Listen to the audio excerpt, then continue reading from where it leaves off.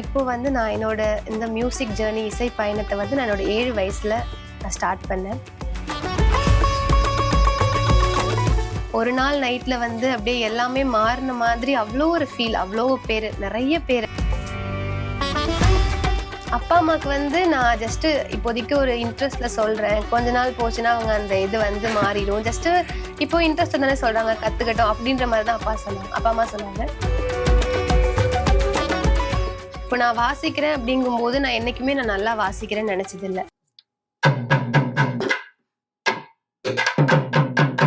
இதுல வந்து நமக்கு இப்போ நம்ம கேப் போடாம வாசிச்சோம் அப்படின்னா அதுல நமக்கு சவுண்ட் கிடைக்காது. ஸோ அதுதான் வே ஆஃப் பிளேயிங்.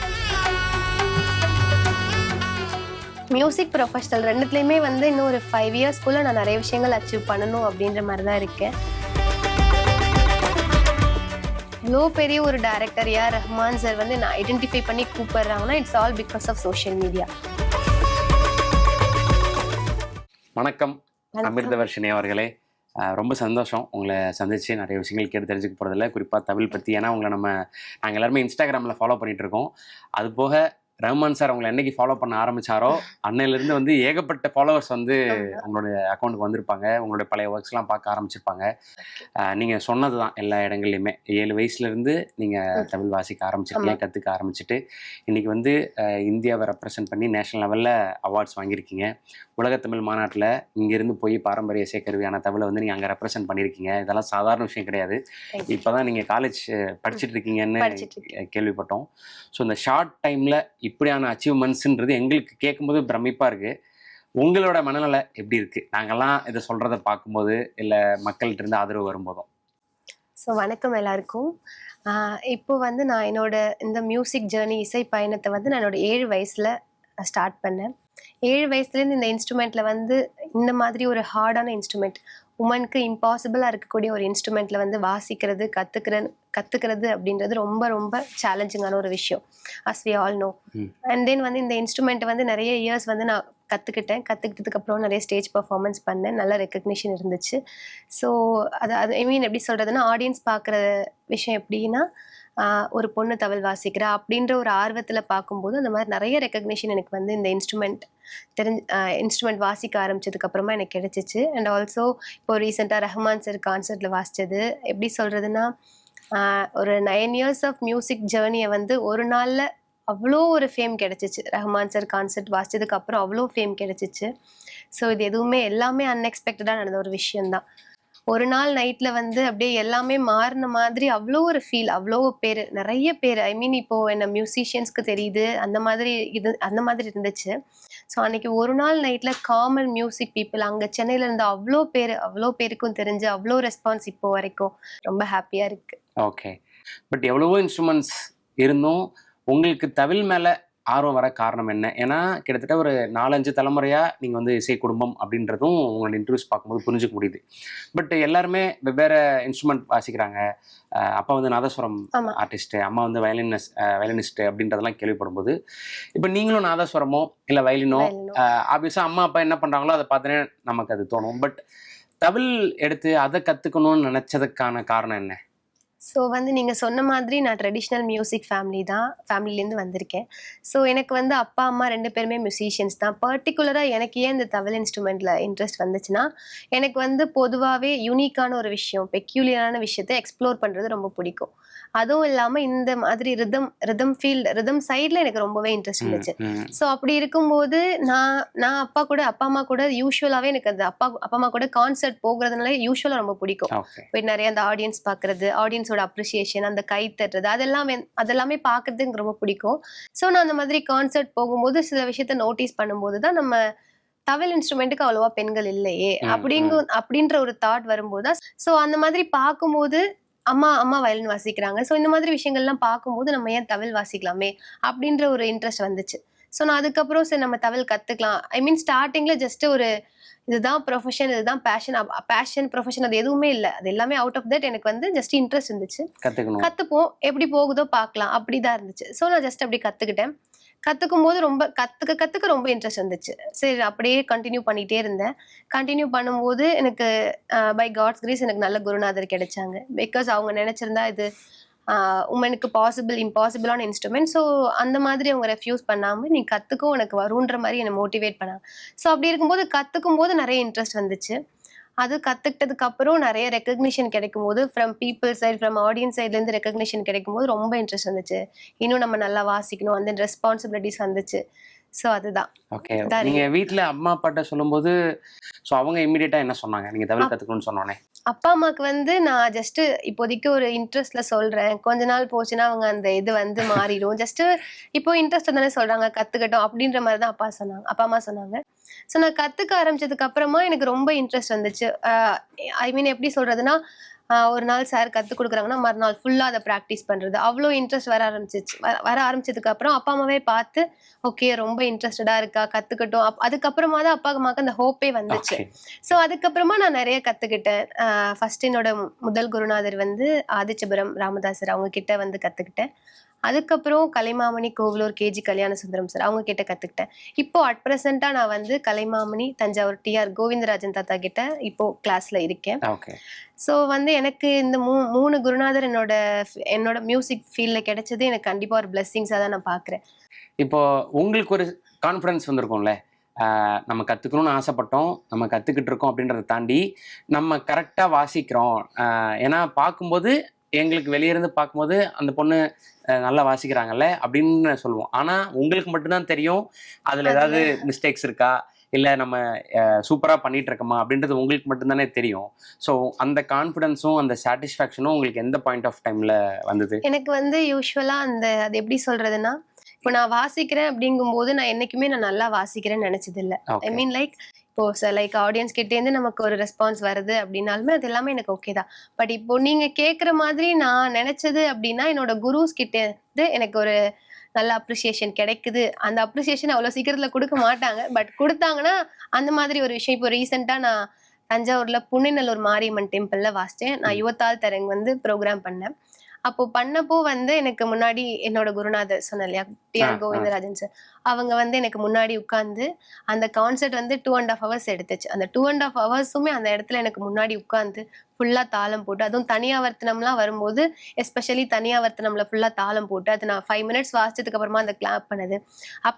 அப்ரிசியேஷன் வந்து டைரக்டா இருக்கணும்ன்றதுல ஒரு சின்ன விஷயத்துல குருநாதர் பண்ற ஒரு ஆக்ஷன்ல கூட அவங்க அதை வந்து எவ்வளோ ரசிக்கிறாங்க அப்படின்ற விஷயம் நமக்கு தெரியும். ஸோ அந்த மாதிரி இப்போ ரீசெண்டாக அந்த கான்சர்ட்ல வந்து தாத்தா அவ்வளோ என்னால் அதை டைரக்டா பார்க்க முடியுது. ஒரு ஸ்டூடெண்டா இருக்கும்போது அவங்களோட எக்ஸ்பிரஷன் வந்து எனக்கு தெரியும் இல்லையா, அவங்க வந்து எவ்வளோ இதுல உற்சாகத்துல இருக்காங்கன்றது. ஸோ அது வந்து ரீசெண்டா நான் புன்னைநல்லூர் மாரியம்மன் டெம்பிள்ல தாத்தா கிட்டேருந்து பார்த்தேன். அது வந்து நான் நல்லா வாசிச்சேனா அப்படின்னு என்னோட ஃபீலிங் கிடையாது. பட் தாத்தாவோட அந்த எக்ஸ்பிரஷன் வந்து எனக்கு ஒரு சின்ன ஹாப்பினஸ் கொடுத்துச்சு. ஓகே, அவரு நம்ம வாசிக்கிறத ரசிக்கிறாங்க, அது ஒரு குருநாதர் ரசிக்கிறாங்கும் போது அந்த ஒரு கைண்ட் ஆஃப் ஹாப்பினஸ் வந்து வந்துச்சு. சூப்பர். நீங்க காலேஜ் படிச்சிட்டு இருக்கீங்க, லா படிச்சிட்டு இருக்கீங்க. லா படிச்சிட்டு second year. Law second year. Okay. இப்போ மியூசிக்ன்றது அதுவும் இப்போ இவர்கிட்ட தவில் கத்துக்கிறதுன்றதை தாண்டி மியூசிக்கும் படிச்சிட்டு இருக்கீங்க. பிஎஃப்ஏ மியூசிக் வந்து டிஸ்டன்ஸ் எஜுகேஷன்ல மெட்ராஸ் யூனிவர்சிட்டில பண்ணிட்டு இருக்கேன். பிஎஃப்ஏ. அப்போ அட் சேம் டைம்ல 2 டிகிரி, இது ரெகுலர், இது கரஸ்பாண்டன்ஸ். ஓகே. ஸோ ஸ்கூல்லயும் சரி, இப்போ காலேஜ் படிக்கும் போதும் சரி, இப்போ உங்க ஃப்ரெண்ட்ஸ்க்கெல்லாம் தெரியும்ல, இப்போ நீங்க இப்போ குறிப்பா இதுக்கப்புறம் எல்லாருக்குமே தெரிஞ்சிருக்கும். பட் இதுக்கு முன்னாடி நீங்க நிறைய கச்சேரிகள், கோயில்ல வாசிக்கிறது, இந்த மாதிரியான விஷயங்கள் இருக்கும்போது ஃப்ரெண்ட்ஸ் எல்லாம் என்ன சொல்லுவாங்க? ஒரு அடிஷ்னல் கேரும் ஒரு ஆச்சரியமும் இருக்கும்ல. ஸ்கூல்லையும் சரி காலேஜ்லயும் ரெண்டுலயுமே வந்து எனக்கு ஃப்ரெண்ட்ஸ் ரொம்ப சப்போர்ட். நான் வந்து காலேஜ் ஸ்கூல் போறதுக்கு வந்து நிறைய லீவ் போடுறதுனால எல்லாமே வந்து அவங்க ரொம்ப சப்போர்ட்டிவா இருப்பாங்க. லைக் வந்து நான் காலேஜ் போல அப்படின்னா எனக்காக எல்லாமே A to அசைன்மெண்ட் வரைக்குமே அவங்களே பண்ணி கொடுத்துருவாங்க. அந்த அளவுக்கு ரொம்ப க்ளோஸான ஃப்ரெண்ட்ஸ் எல்லாம் இருக்காங்க. ஸோ அவங்க எல்லாம் இருக்கிறதுனால தான் இந்த மாதிரி நிறைய லீவ் போட்டுட்டு என்னால வெளில வர முடியுது ஆக்சுவலா. ஓகே. இப்போ உங்களுக்கு குறிப்பா இதோட லேர்னிங் ப்ராசஸ்லாம் இது பண்ணி இப்போ அட்வான்ஸ்டு ஸ்டேஜ்ல இருப்பீங்க. பொதுவா தவிலோட பிளேஸ்மெண்ட் தமிழ் சினிமாவில் பாடல்களில் எந்த அளவுக்கு இருந்திருக்குன்றதை நீங்கள் பார்க்கும்போது அனலைஸ் பண்ணும்போது தெரிஞ்சிருக்கும்ல. இப்போ மியூசிக்கும் எவால்வ் ஆகிட்டு இருக்கு. ஸோ அதில் தவிலோட முக்கியத்துவம், தவிலோட பிளேஸ்மெண்ட் தமிழ் சினிமா பாடல்களில் எப்படி இருக்கு உங்களோட பாயிண்ட் ஆஃப் வியூவில்? தவில் இன்ஸ்ட்ருமெண்ட்டை வந்து நிறைய ஆடியோ, நிறைய சாங்ஸில் வந்து like Viswanathan Ramamoorthy sir, Rahman sir, Raja sir எல்லாருமே வந்து நிறைய தவில் இன்ஸ்ட்ருமெண்ட்டை ஆடியோ சாங்ஸுக்கு வந்து ரொம்ப அழகாக யூஸ் பண்ணியிருக்காங்க. பட் இதே வந்து நம்ம ஒரு மூவில விஷுவலா எடுத்துக்கிட்டோம் அப்படின்னா இந்த நாதஸ்வரம், தவில் இன்ஸ்ட்ருமெண்ட், இந்த ட்ரெடிஷ்னல் மியூசிக் இன்ஸ்ட்ருமெண்ட்ஸ்க்கான வேல்யூ அப்படின்றது வந்து அந்த விஷுவல்ல இல்லை. அந்த இன்ஸ்ட்ருமெண்ட்டை வந்து எப்படி யூஸ் பண்றாங்க அப்படின்னா ஜஸ்ட் அந்த தவில் இன்ஸ்ட்ருமெண்ட் எப்படி தள்ளி விடுறது, நாதஸ்வரமை வந்து தப்பான ஒரு ஆங்கிள் வந்து வாசிச்சு காமிக்கிறது, காமெடிக்காக காமெடிக்காக ஒரு சில விஷயங்கள் வந்து திரைப்படங்கள்ல பண்றாங்க. ஸோ இந்த மாதிரி பண்ற விஷயங்கள் வந்து இந்த நாதஸ்வரம் தவில் இன்ஸ்ட்ருமெண்ட் ட்ரெடிஷ்னல் மியூசிக் இன்ஸ்ட்ருமெண்ட் அப்படிங்கும்போது அதுக்கான ரெஸ்பெக்ட் இருக்கணும். ஸோ அந்த மாதிரி விஷயங்கள் வந்து திரைப்படங்கள்ல எல்லா திரைப்படங்களும் சொல்லல, சில திரைப்படங்கள்ல அந்த மாதிரி இந்த இன்ஸ்ட்ருமெண்ட்டை யூஸ் பண்ற விதத்துல யூஸ் பண்ணல. ஸோ அதுதான் ஒரு விஷயம் கஷ்டமா இருக்கு. Okay okay. ஸோ உங்களுக்கு ரொம்ப பிடிச்ச தமிழ் பிளேஸ்மெண்ட் தமிழ் சினிமா சாங்ஸ்னா ஏதாவது ஷேர் பண்ணலாமா? லைக் இப்போ எனக்கு வந்து ஏகேபி தாத்தா வாசிச்ச கண்ணோடு காண்பதெல்லாம் சாங் ரஹ்மான் சாரோடது. அதுல வந்து ஸ்டார்டிங்ல ஒரு பிட் வரும், அது வந்து ரொம்ப அழகா இருக்கும், எனக்கு ரொம்ப பிடிக்கும். அதே மாதிரி காதலிக்கும் பெண்ணிலையும் தவில் யூஸ் பண்ணிருப்பாங்க, மிடில் ஆஃப் த சாங்ல வந்து ஒரு போர்ஷன் யூஸ் பண்ணிருப்பாங்க. ஸோ அதுவும் ரொம்ப அழகா இருக்கும். ஸோ இப்போ நீங்க லா பத்தி சொன்னீங்க, இப்போ மியூசிக்கும் படிச்சிட்டு இருக்கீங்க, பட் லா படிக்கணுன்ற எண்ணமும் ஆசையும் எப்படி வந்தது? ஸோ எனக்கு வந்து ப்ரொஃபஷனல் கோர்ஸ் பண்ணணும் அப்படின்றது ஆசை. அதுவும் இல்லாமல் எனக்கு யூபிஎஸ்சி எக்ஸாம்ஸ் வந்து ப்ரிப்பேர் பண்ணிட்டு இருக்கேன். ஸோ அதில் எக்ஸாம்ஸ் பாஸ் பண்ணணுன்றதும் இன்ட்ரெஸ்ட் தான். ஸோ அதனால லா எடுத்தா ஒரு நல்ல ஆப்ஷனலாக இருக்கும். ஸோ அதனால லா எடுத்தேன். ஓகே. அதுவும் இல்லாமல் எனக்கு லா இன்ட்ரெஸ்ட் இருக்கு. யூபிஎஸ்சி உங்களுக்கு படிக்கணுன்ற எண்ணம் எப்படி வந்தது? என்னோட அண்ணன் வந்து யூபிஎஸ்சி டிஎன்பிஎஸ்சி ரெண்டுமே ப்ரிப்பேர் பண்ணிட்டு இருந்தாங்க. ஸோ எனக்கு அது பார்க்கும்போது நம்ம யூபிஎஸ்சி ப்ரிப்பேர் பண்ணணும் அப்படின்றது 12th 11th அந்த இன்ட்ரெஸ்ட் இருந்துச்சு. ஸோ நான் அப்பையிலேருந்தே கொஞ்சம் கொஞ்சம் டைம் கிடைக்கும் போது ப்ரிப்பேர் பண்ணிட்டு இருக்கேன். ஸோ அதனால யூபிஎஸ்சி ஐஏஎஸ் எக்ஸாம் எழுதணுன்றது ஒரு இன்ட்ரெஸ்ட், அதனால தான் லா எடுத்தேன். ஓகே. எப்படி பேலன்ஸ் பண்றீங்க? ஏன்னா 2 டிகிரி, ஒன்னு ரெகுலர், இன்னொன்னு கரஸ்ல, இன்னொன்னு நீங்க இதுல நீங்க பிஸியா நிறைய கான்சர்ட்ஸ் கச்சேரி அப்படி இதுவா இருக்கீங்க, இது போக யூபிஎஸ்சி படிக்கிறீங்க. ஸோ உங்களுக்கு ஃபேமிலிக்கான டைம்ன்றதுமே இருக்காது போலயே. எனக்கு டைம் பேலன்ஸ் பண்றது ரொம்பவே கஷ்டமா தான் இருக்கு. பிகாஸ் எக்ஸாம்ஸ்க்கும் படிக்கணும், காலேஜும் பேலன்ஸ் பண்ணணும், மியூசிக்கும் பேலன்ஸ் பண்ணணும், டிஸ்டன்ஸ் எஜுகேஷன் கோர்ஸும் பேலன்ஸ் பண்ணணும், இது எல்லாமே பேலன்ஸ் பண்ணணும், ஃபேமிலி டைமும் ஸ்பெண்ட் பண்ணணும். ஸோ இது எல்லாமே வந்து கஷ்டம்தான். பட் அந்த ஒரு பேஷன் இருக்கிறதுனால எனக்கு இது எதுவுமே கஷ்டமா தெரியல. டு பி வெரி ஹானஸ்ட், அதுதான். தமிழ் நிறைய இடங்களை நம்ம வாசிக்கும் போது பார்த்துருக்கோம், அந்த மியூசிக் வந்து நம்ம கேட்டிருக்கோம். அது எப்படி ஃபங்க்ஷன் ஆகுதுன்றத எக்ஸ்பிளைன் பண்றீங்களா? ஸோ வந்து இந்த இன்ஸ்ட்ருமெண்ட்ல வந்து இந்த பக்கம் இருக்கிறது வந்து வலந்தலை அப்படின்னு சொல்லுவாங்க, கீழே இருக்கிறது வந்து இடந்தலை அப்படின்னு சொல்லுவாங்க. ஸோ இந்த வலந்தலையில வந்து நம்ம கேப் மாதிரி வந்து தமிழ்ல கூட அப்படின்னு சொல்லுவாங்க. சோ அது போட்டுட்டு இதுல வாசிச்சா மட்டும் தான் நமக்கு வந்து சவுண்ட் ப்ரொடியூஸ் ஆகும். அதர்வைஸ் இதுல இருந்து சவுண்ட் ப்ரொடியூஸ் பண்றது வெர்ஸா நம்ம என்ன பண்ணாலும் அந்த ப்ரொடியூஸ் ஆகாது சவுண்ட். அதே மாதிரி இந்த சைடு வாசிக்கும் போது ஸ்டிக், இதுதான் ட்ரெடிஷனல் வே ஆஃப் பிளேயிங் தவில். இதுல வந்து இந்த பக்கம் வாசிக்கும் போது நம்ம ஸ்டிக் யூஸ் பண்ணுவோம். ஸோ இது ரெண்டுமே சேர்ந்து நம்ம வந்து வாசிக்கும் போது தான் அந்த சவுண்ட் வந்து நமக்கு கிடைக்குது. இதுல வந்து நமக்கு இப்போ நம்ம கேப் போடாம வாசிச்சோம் அப்படின்னா அதுல நமக்கு சவுண்ட் கிடைக்காது. ஸோ அதுதான் வே ஆஃப் பிளேயிங். ஓகே. இப்போ ரைட் சைடு இந்த வுட் வந்து jack fruit wood. Jack fruit மரத்தோட வுட்ல இருந்து தான் வந்து இந்த கட்டை பண்றாங்க. இது வந்து பாப்புலரா எங்க பண்ணுவாங்கன்னா ஸ்ரீலங்கால.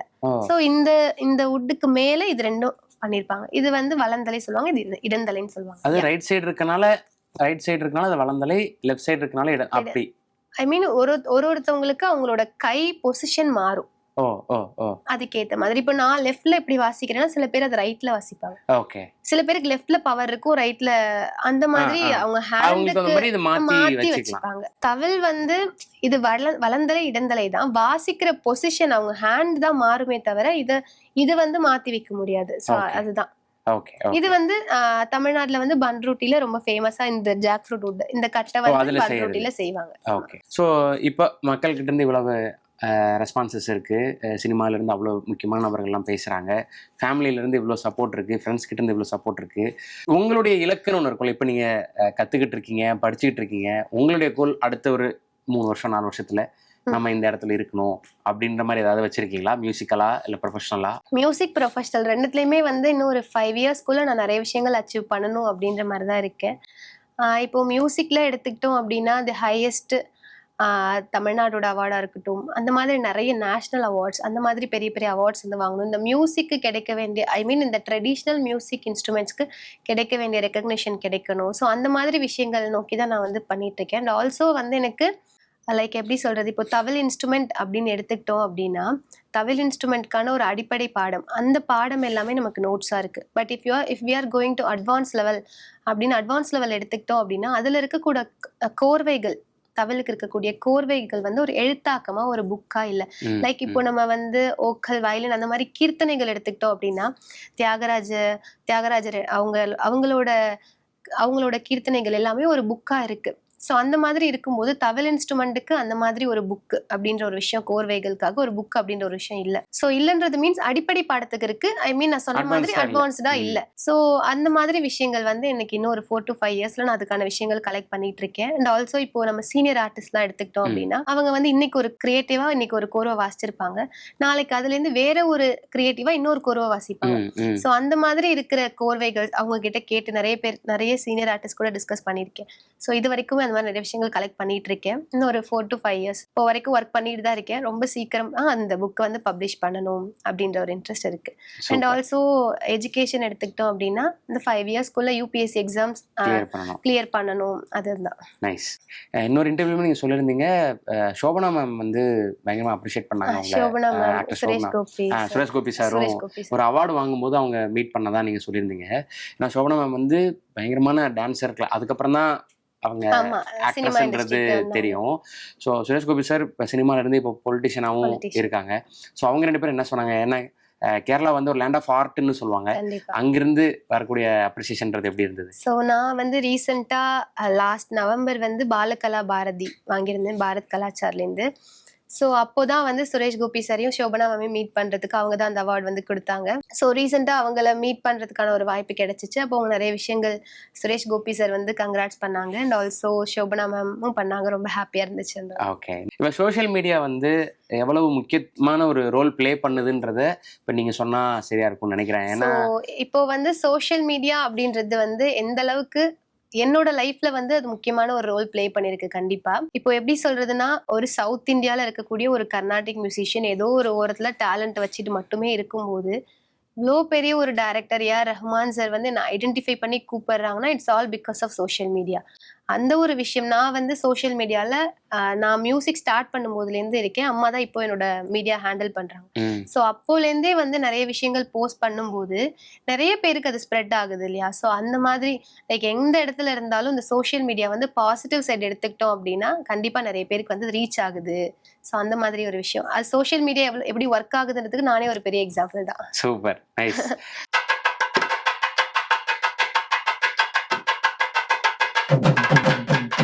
இது வந்து இந்த பக்கம் நம்ம ஸ்டிக் யூஸ் பண்ணி வாசிப்போம். ஓகே. சோ இந்த பக்கம் நம்ம வந்து கேப் கூட சொல்லி அது போட்டு தான் வாசிப்போம். Okay okay. சோ இந்த இதெல்லாம் டைட் பண்றதெல்லாம் சொல்றாங்கல்ல. சோ ஆமா, அந்த காலத்துல வந்து இந்த இன்ஸ்ட்ருமெண்ட் டைட் பண்றதுன்றது ரொம்ப கஷ்டம். வார் பிடிச்சி இழுப்பாங்க. சோ அந்த மாதிரி இந்த இன்ஸ்ட்ருமெண்ட் டியூன் பண்றதுக்கே ரொம்ப பிசிக்கல் ஒர்க் தேவைப்படும். ஸ்டில் இப்போவும் அப்படிதான் இருக்கு. பட் வந்து இப்போ நிறைய விஷயங்கள் நளினமா இருக்கிறதுனால இப்போ வந்து இந்த இன்ஸ்ட்ருமெண்ட் டியூன் பண்றது கொஞ்சம் ஓகே, ஈஸியா இருக்கு. Okay okay.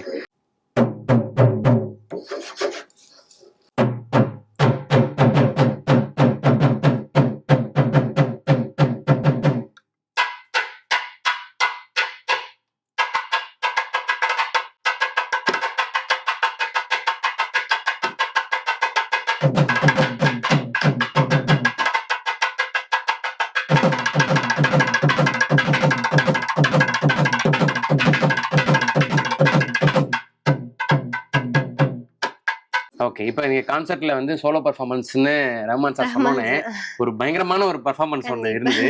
ஸோ அதுல ஒரு சின்ன பீஸ் வந்து வாசிக்கலாமா? வாசிக்கலாம்.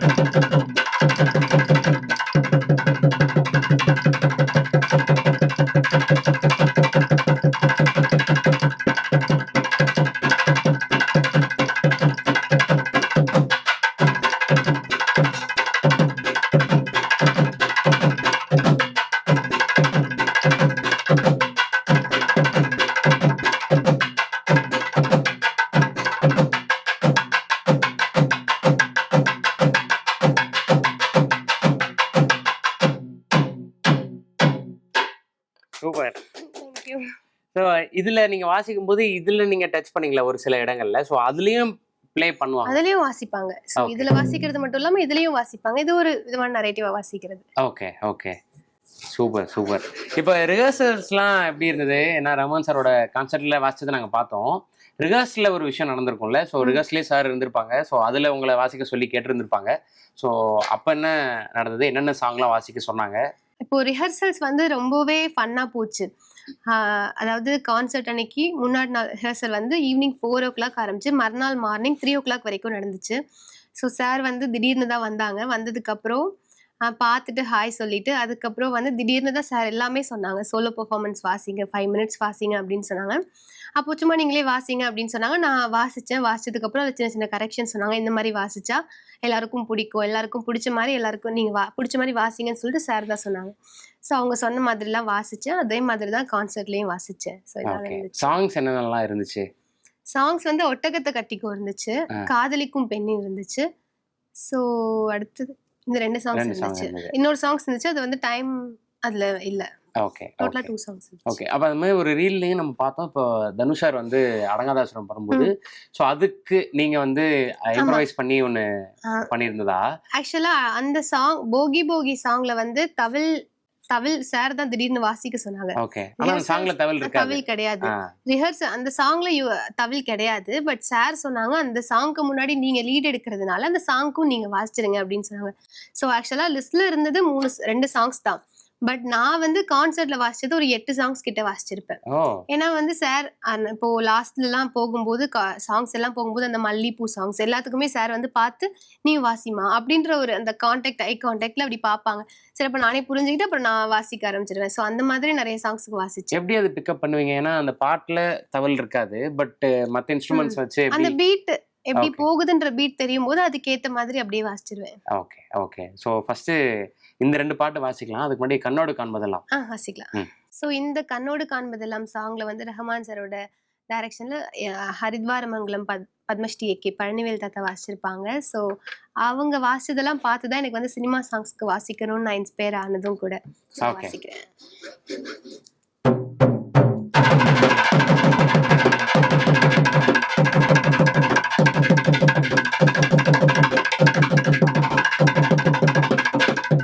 So இந்த ஒரு ஸ்டார்டிங்ல இதுல இருந்து ஸ்டார்ட் ஆகும். ஸ்டார்ட் ஆகும். ஓகே.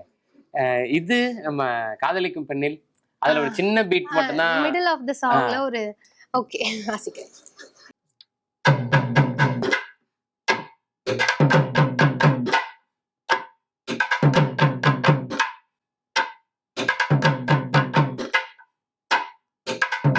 சாங்கோட கேட்டா கேக்குறதுக்கு நல்லா இருக்கும். ஓகே, ஆமா. ஓகே. புரியுது, புரியுது, புரியுது. ஸோ வீட்ல அம்மா, அப்பா, அண்ணா அவங்கலாம் எவ்வளவு ப்ரௌடா ஃபீல் பண்றாங்க உங்களுடைய ஜர்னி? அவங்க எனக்கு வந்து கிடைச்சது நான் தான் ரொம்ப ப்ரௌடா இருக்கேன். பிகாஸ் நிறைய விஷயங்கள் எனக்கு ஃப்ரம் தி பிகினிங்ல இருந்தே இப்போ வரைக்கும் அவ்வளோ சப்போர்ட்.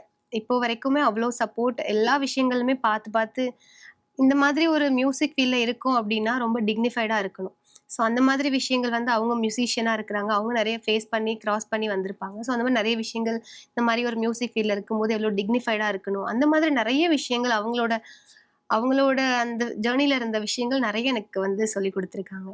ஸோ இப்போ வந்து நான் சொன்ன மாதிரி இப்போ அடுத்தது என்னன்னா, இந்த ஆடியன்ஸ் வாசிக்கும்போது ஆடியன்ஸ் வந்து ஒரு நிலைமையில அவங்க வேற ஒரு கான்சன்ட்ரேஷன்ல இருந்தாங்கன்னா கூட, இந்த மாதிரி அவங்களுக்கு பிடிச்ச மாதிரி லைக் சர்வலகு சொல் இந்த மாதிரி வாசிச்சோம்னா அவங்க எல்லாருமே திரும்பி பார்ப்பாங்க. ம். ஸோ அந்த மாதிரி வாசிக்கிறேன்.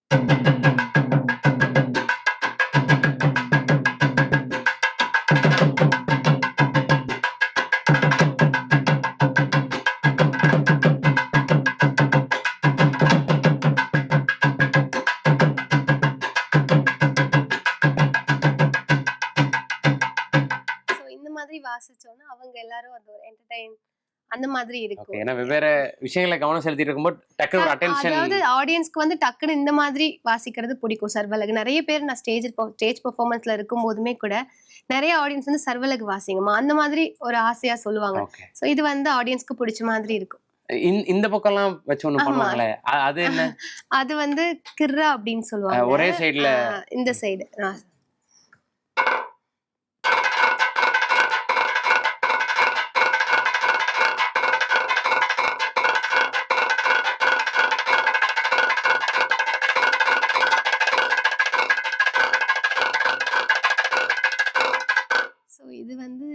கிர்ரா இது பேரு.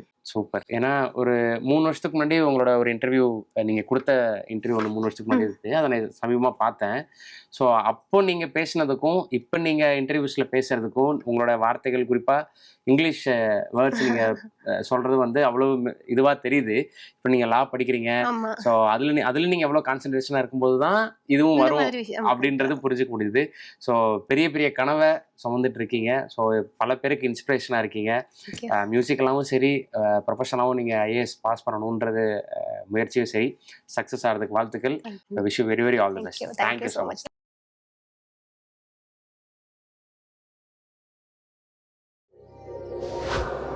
much.